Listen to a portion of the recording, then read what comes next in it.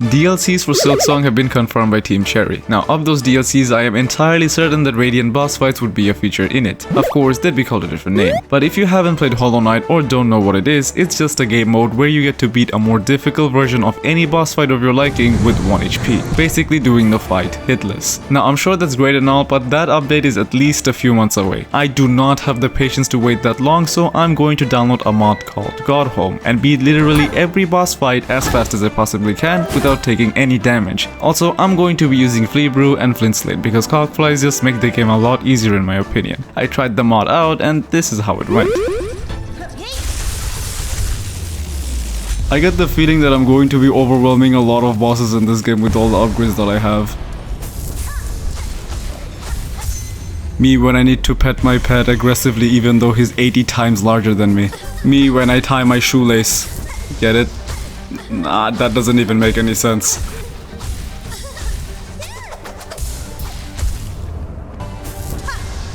Alright, I don't know which one of you said that the Pantheon of Farlum is going to be extremely difficult because this just feels like bullying from my point of view.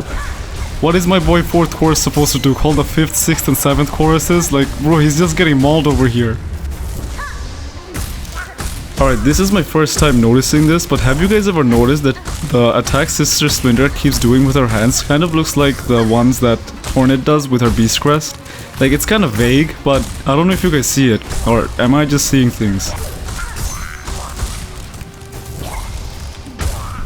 Honestly, I don't really consider the Skull Tyrant as an actual boss fight because, you know, he's hardly a boss, he's barely even able to stand up for himself, but the UI had it, so I had to do it.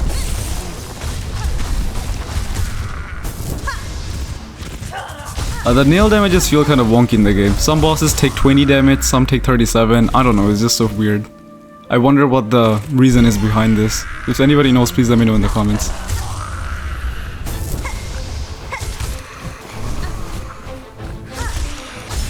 Just to let you guys know, people complained about this boss fight being so difficult that Team Cherry had to nerf it.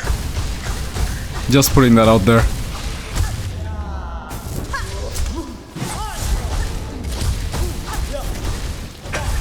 Kind of ironic that we're using flames to judge a literal judge who judges other people with her flames.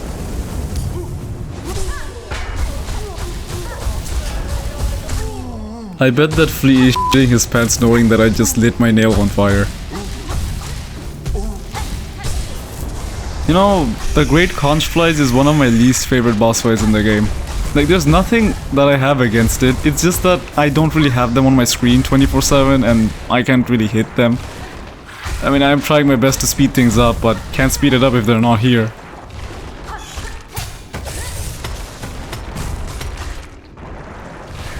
Alright, on the other hand, Raging Conchfly is kind of fun. It's because he's really fast. I like fast-paced boss fights a lot. Because they're just kind of appearing out of nowhere and everything. I have to react fast, and it gives me the feeling of exhilaration, you know what I mean? Oh, that was a very chunky amount of damage. There we go. A lot of people complain about how difficult Silksong really is, but you guys would be surprised how much bullshit you can get away with just by hitting the parry button. Like, no matter what it is that you can think of, any attack, whether it's through the mist, whether it's a range attack, whether it's even if it's a literal fireball, you can parry that too with a spell.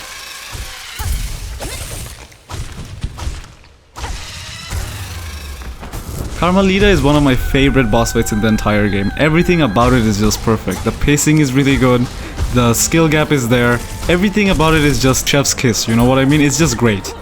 Like, you can parry, you can dodge, you can jump around, everything's good here. You can do everything, but you can't do anything, if you know what I mean. A lot of maneuvering around, and it's just very satisfying.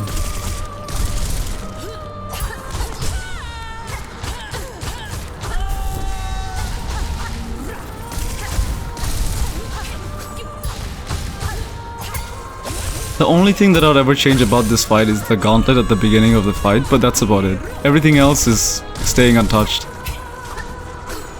Oh, that is really close. That was really close.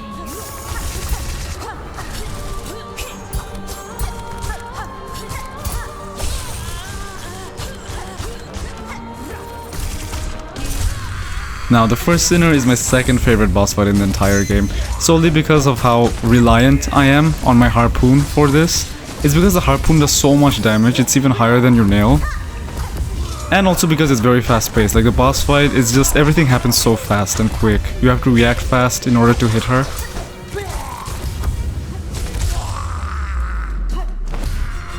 I have to make sure not to take damage here. And even like there's a lot of lore in this game as well for this part, so you know, all in all it's just kind of really nice. I like it.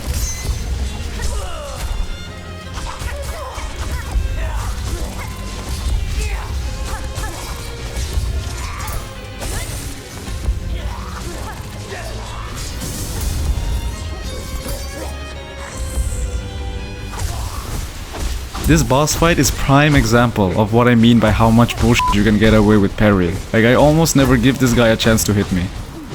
Like you can just look upwards and just parry, just time it right and you get your chance all the time to hit this guy. Like if you want to take it a step further, you can also hit in your cross stitch in between while he's doing his other attacks.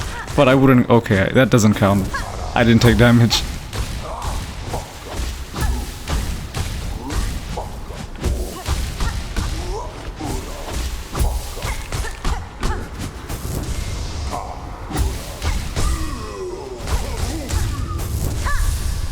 Oh, critical right off the bat there. That's some insane damage before the fight starts. Oh, I missed a pogo there. That could have been more damage. You know, before doing this challenge, I was convinced that I would be using the Beast Crest while doing this, but I opted against it. Solely because it takes a lot of skill to use it, and also because I feel like it's not worth it. Like the Wanderer's Crest is doing pretty decently, and the criticals do a lot of damage with the Flint Slate. I don't think it's worth it. You know, I just decided to use the other blue tool instead of using my long nail. The one that is doing more damage when I'm double jumping, by the way. That tool, I forgot the name of it. But I feel like that is only useful for this particular boss fight. And maybe some part of Wild Water, I don't know, don't prove me wrong. But you got my idea. Also, I don't know if you guys know this, but Grandmother Silk is probably the hottest bug that I've ever seen. Like, if I'm cleaning out my bed and I see this bug crawling around, ain't nobody making me pull out. Not even Prime Mike Tyson could get me to pull out, bro. Alright, I may have stepped out of bounds, but hey, can you blame me? Look at her, she could tie me up with her silk any day. Alright, I swear I'm gonna shut up now, I'm sorry. Alright, out of all of the bosses that I've cheesing this particular boss was my favorite. Like, you can parry everything and you can spam anything. Also, this guy with the assist is the biggest W I've ever seen. Not too long later, his brother's gonna pop out, there we go. Parry him for some style points. Like, this is so easy. Like, this particular boss fight is so fun if you can actually get it right. It's very satisfying. Okay, I'm gonna be honest here. I haven't really prepared myself for Garmin Desnazan. This is my first take. The only reason I'm not really used to him is because I didn't really face him throughout my first playthrough, and this is the first time. Honestly, that wasn't so hard.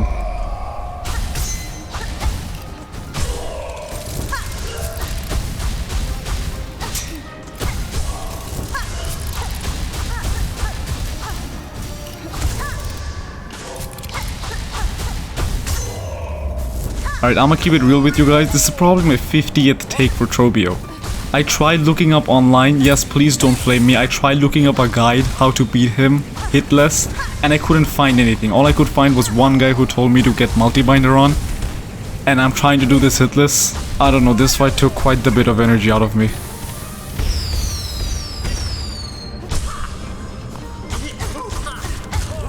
Well, guess who it is this time? It's Trobbio.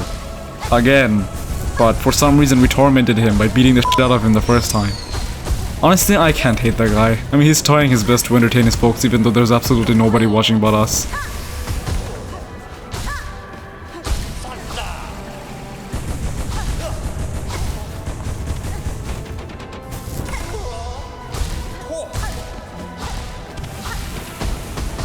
Okay, I'm gonna take it back. I do not like Trobbio. Like, can you imagine a famous performing singer, like, you know who, gets a small girl who looks like a child before his concert and tries to, you know exactly who I'm talking about.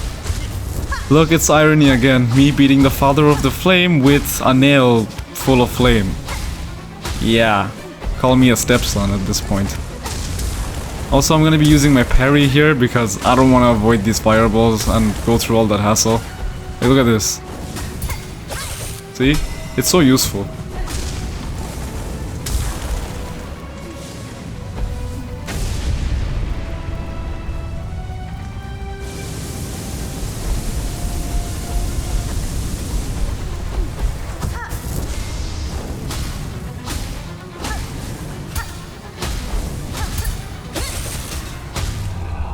Oh, you thought I could only parry blooming flowers and actual fire? Well, here's another one for you. I can actually parry electricity too. Yeah, my nail conducts electricity, but that's besides the point. I'm built different, man. Look at her.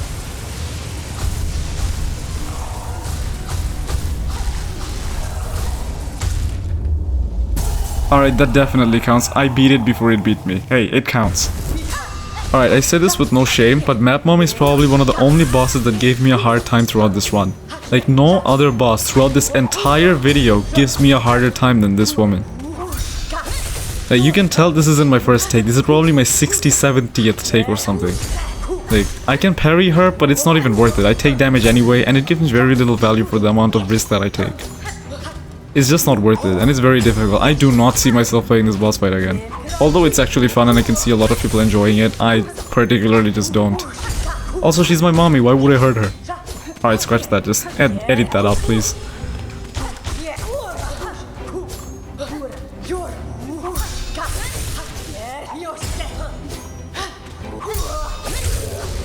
Okay, I might get a bit of hate for this, but I hate the unraveled boss fight.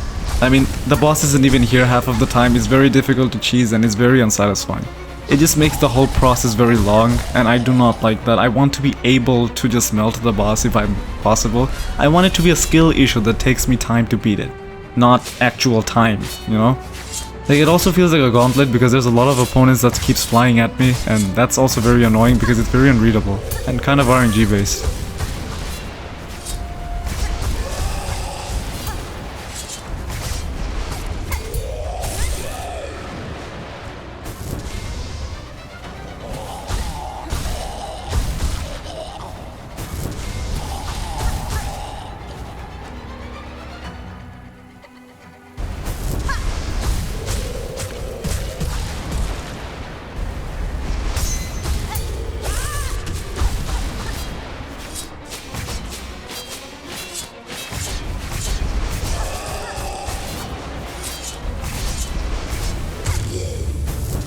Alright guys, y'all ready for me to clap some cheeks? Even though there's some musty ass... Alright, there we go, there's your cheeks guys. Musty ass, green, toxic cheeks. Oh my god, this lunch lady is ugly as hell. I mean, they can't all be Grandmother Silk, I suppose.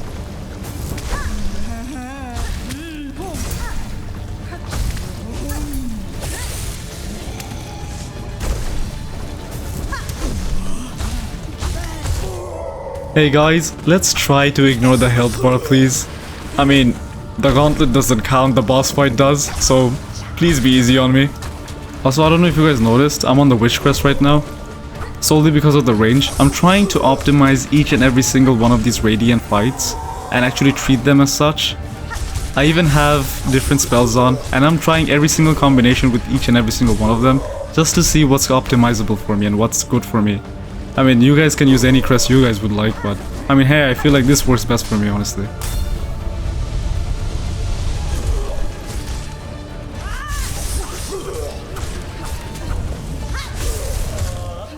Oh my god, Broodmother is one of those bosses that gave me an anxiety attack when I tried doing it hitless. I mean, have you seen the amount of babies she pops out of her? Like, look at that, that is not normal, my guy. Also, she keeps hopping at me and I feel like she's gonna hit me. Okay, that doesn't count. That doesn't count as a hit. That didn't do damage. Also, she keeps hopping at me and it just scares me. Like, look at her. It feels like she's gonna hit me. Alright, I got a parry here. She's gonna hit me and it just scares the actual shit out of me. Oh. Alright, okay. Let's just pretend like everything went according to plan. I didn't just spam the parry button or anything. Now, I don't know if you noticed a small detail about the second Sentinel, but its nail attacks have a striking resemblance to a lot of things. The first one is the obvious Pinstress's charged nail attack, the other one is Lace's parry, and the last one is a charged nail attack that looks like the Shaman Crest's charge attack. I don't know the lore behind this, but it's likely because the Citadel wanted to make a perfect fire or something.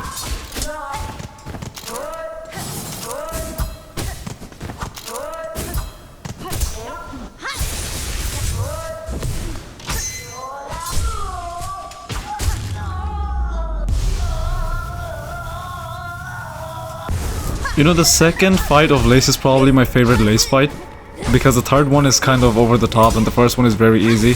This one is probably the only one that feels satisfying to actually beat. Like the first time I tried beating this was probably my 50th take or something, but this was fun. But after I beat Lace once, I never really lost to her again. I mean, she's tricky to get down at first, but once you get used to it, it's really easy. Alright, now I don't want to seem cocky here, nor do I want to seem like I'm bragging, but the Savage Beastfly is kind of an easy boss fight. I know a lot of people had a hard time with it, but I never really struggled with it. I think it took me like 5 tries or something to get it down. I feel like the only problem that people had with this fight was not being patient enough. Like, if you actually take your time with this particular boss fight, I feel like it's going to be very easy. Now, this is the only boss fight that I truly dislike. The Pale Stag is one of the only boss fights where I feel like this isn't a skill issue, it's a boss issue. Like, every time I get close to it, it kind of disappears. But luckily, I can do this thing where I can jump into the water and use my Void Filament to kind of electrify the water, hitting the animal. I'll show you guys that in a bit. But still, it's just really annoying how you kind of have to avoid everything and just follow the whole animal around. Like, it makes the whole fight so tedious. Here, watch this. Wait, not this time. The weird frisbees need to be a little lower. Yeah, this time, look at this. See, that did a lot of damage, by the way. There we go. If you look at the top left UI right now, you can actually notice me using the Hunter's Crest. It's because I feel like it's a better crest for this particular boss fight. I mean, I'm not going to get hit anyway, I'm doing a no-hit. And I feel like I'm going to be able to only hit the boss twice here anyway. So I don't think the DPS matters that much. Overall, I think this is the best crest for this particular fight, because you don't really get to swing your nail that much. Also, it does a lot of damage and you can stack the Flea Brew and the Flint Slate, which I think is pretty neat.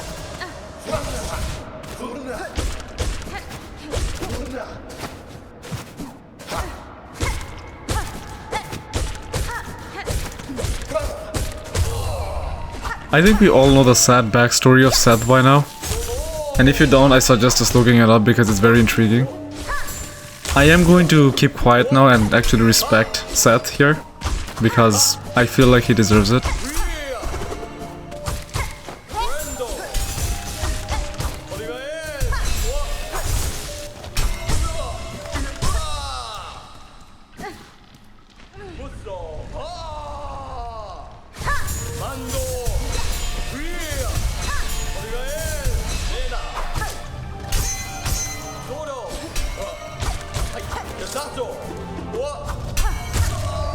Again, Lost Garment is just the garment in Zaza.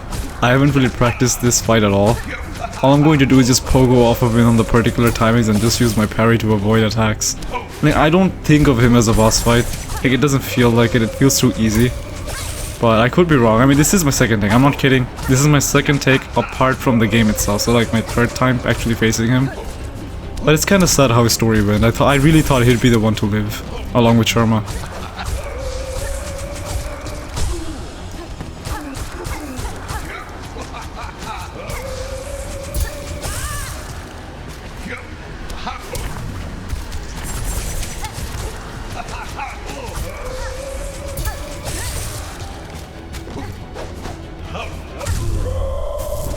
Oh my god, this particular boss fight is less of a boss fight and more of a gauntlet again.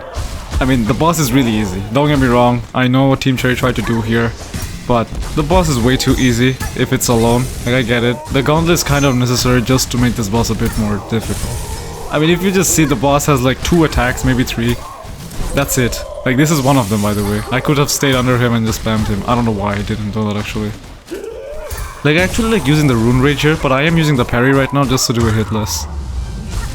Alright, you guys might be wondering why the Phantom is so far back into the video. It's because she gave me one of the hardest times in the entire video. Like, she took me like 30 to 40 minutes to beat. Like, I know she's not supposed to be this difficult, but doing it hitless is actually kind of a task. And also not very used to her because I just brute forced her by binding all the time while trying to beat her in the game. Like, this is the fastest I can actually go. I do not know her moveset and I don't know when to parry. I'm just kind of rolling with it.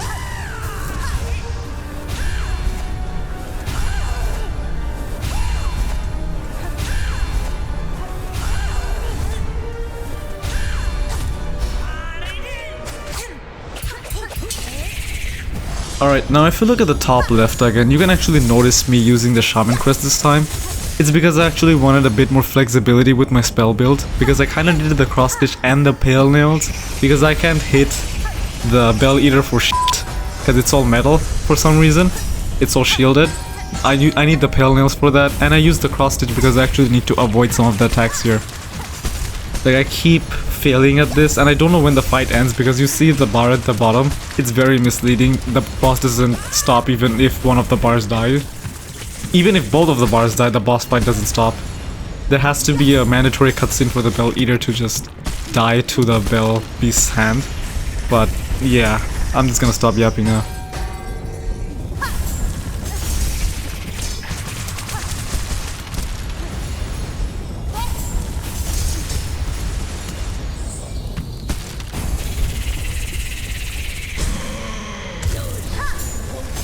Again, with another tedious boss fight over here that I have for last. I do not know how to catch her, she keeps flying away and away. All I have to do is just wait for her to dive at me and just hit her once in a while and use my pale nails. Like, if any of you know how to actually cheese her without the clock flies, without the tools, please make sure it's without the tools. Please let me know. Guys, I cannot figure it out, even if it's the end of me. Like, look at me, I'm actually trying to catch her, but she runs away every time. And every time I get close to her, she primal aspits the shit out of me.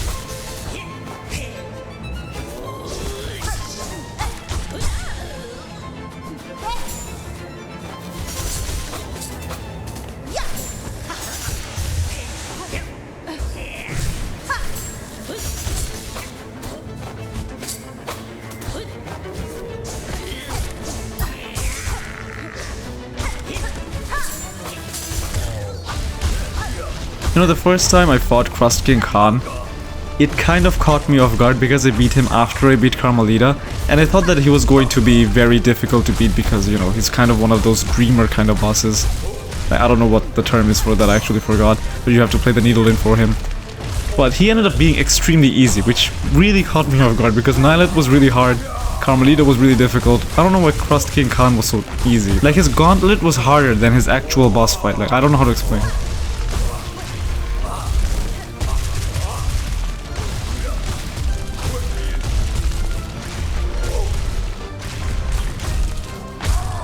Well, I saved Lost Lace for last because it only seemed fitting as she was the final boss.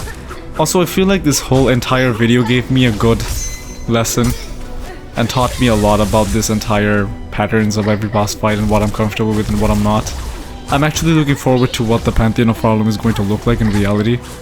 And I feel like it's not gonna be that hard as you guys expected to, because it just came out. Like, you know, the game just came out, you're not used to the whole patterns yet. But once you guys actually get used to everybody, I feel like it's going to be easy. Like, people think that, you know, all of the bosses are going to be very difficult as they were when they started playing the game. But they forget that they upgrade themselves quite a bit throughout the game, like the double jump and everything. It makes the fourth chorus look like a breeze. Yes, Grandmommy, we hear you yelling. Don't worry, you're gonna scream like that for— okay, I'm gonna shut up now.